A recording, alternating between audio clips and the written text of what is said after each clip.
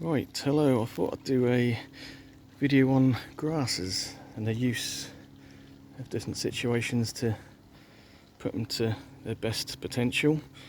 As you can see, the flower border smothering the arid bed. At the front I've got this nice variegated grass pretty much all the way along. These were all small cuttings last year, or divisions. This is as big as it gets, this stuff. Don't know exactly what it is. I bought a pot about 4 years ago and put it in the further down in the border, and sort of divide itself pretty quick, so you can just take bits off and plant them up. So yeah, that's given quite a nice border effect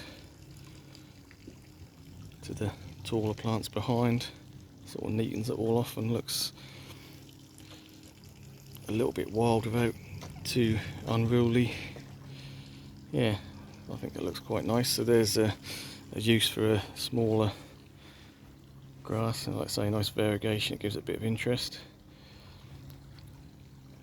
And then we've got at the back is some zebra grass. So at the end of autumn, maybe winter or very early spring, that'll sort of die back depending on the temperatures we get, and then obviously cut that back down to the ground. That sprouts up every year. That's quite a nice grass, good mid-sized grass, I'd say, maybe, well, pushing 4.5, 5 foot. Nice bushy clump.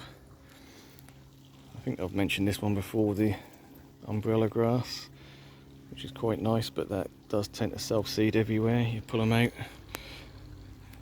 I mean, the seed heads on that, you just tend to find them everywhere. I guess, on the other side of the old hot tub enclosure, we've got this variegated grass, almost like bamboo. This is not one you want to plant in the ground.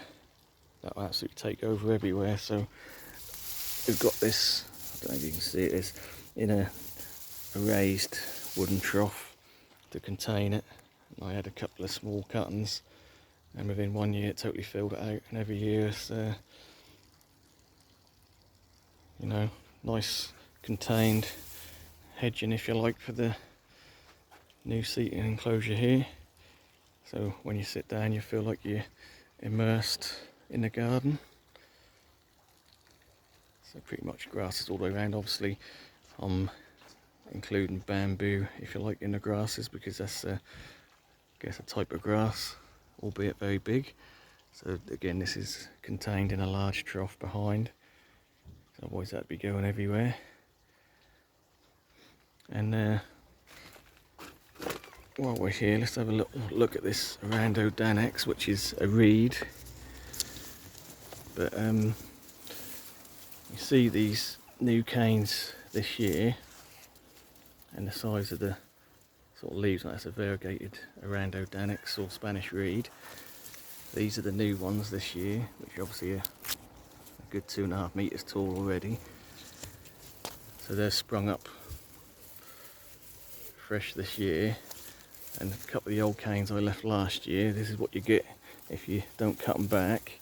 That sort of half dies off, and you get lots of really small growth. So side by side, the new canes are a lot nicer, huge big leaves, thick canes for the new growth. If you leave the old growth, that's what you're going to get. That'll die back, then you'll get lots of little tiny leaves. So it depends what you prefer. I think I prefer the new growth, so I will be cutting it back every year. So that's that area. Obviously, talking of Variegated, this is the cuttings I took last year before I cut some down in a pot. So I haven't got huge, but quite a nice pot to move about wherever you want. It gives you instant sort of impact. Right, let's have a look at some more grasses. I've got another type of variegated grass there, which I bought one pot and divide that into 3. So I've got a clump there, a clump underneath the banana here, I believe, somewhere here, and then I've got a nice clump in the back here as well. So yeah, from one pot, divided that up this year, and no doubt that'll spread about a bit as well, so goes well in the border or as a big clump.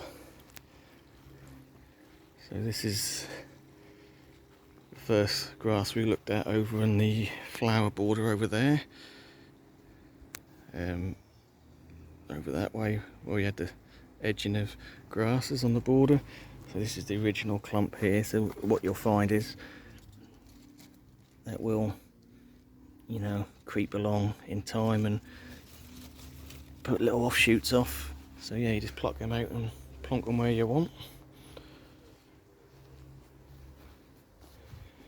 Right, so again, not really much in the way of grasses along here, but looking, oh, nearly overlooked the black grass. That's quite a nice variation. So I put a small clump at various spots in the centre bed here, and again that'll send out runners across and come back out. So, you know, over the last year or so, that's come up with several clumps all the way around. So that's quite a nice definition against sort of the green foliage. That's quite a nice grass, yeah. I think I don't really talk about bamboo much. I'm not a huge fan of it. It does give you a good effect, but that's not one of them plants that does it for me. It's just something in the background. So we've got side by side here what we looked at earlier, the umbrella grass. There's another clump that sort of self-seeds itself there. Not to be confused with the papyrus, which is the Egyptian papyrus, which is not hardy, but sort of called umbrella grass as well, if you like. So you get a similar effect, a bit more tropical looking, I think. So yeah, that's one to, you can they do quite well if you bring them indoors as a house plant, if you like that sort of thing, or you overwinter it in a greenhouse, whatever. But they won't take a frost. That'll kill them off. That's an aquatic plant, so that's grown in a basically a tub sunken into the ground there. I've got 3 aquatic planters, so we've got a tub here, which sort of goes underneath the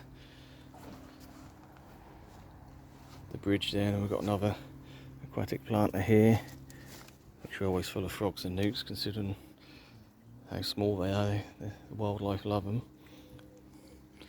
Another reed stroke grass, if you like, there. That's well, supposed to be a dwarf variety, but clearly not. But again, I'm not complaining. It's something that gives you a bit of height, is good, breaks up the garden a bit, gives you some interest. And then I think we'll finish off at the pond here. Again, got the umbrella grass, seeing the seed heads on that. So that's actually in the pond, the wildlife pond there, in a aquatic planter pot. And we've got this, which is a type of reed, nice variegation. The wife has come along and cut it off. That was twice the size of that, but she said that looked a bit messy, so she's cut a lot of it back. But I think you can still see the nice variegation on that. So there's a little look at some grasses and various uses for them. And thanks for watching.